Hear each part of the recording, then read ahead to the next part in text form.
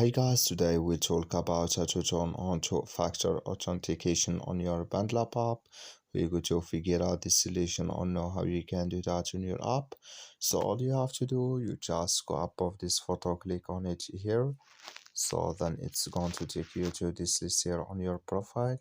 You just go above the sign settings, click on it here in app. So then you come to this list here. Then all you have to do, you just go above the sign settings in app, click on it here. Then you come to this list here. Then you just go down here and you click here on security here.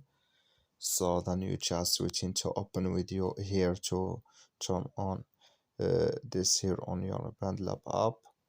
So you just switch into open video, and here can you turn on two-factor authentication here. You click on it, then it's going to turn on video on your BandLab app.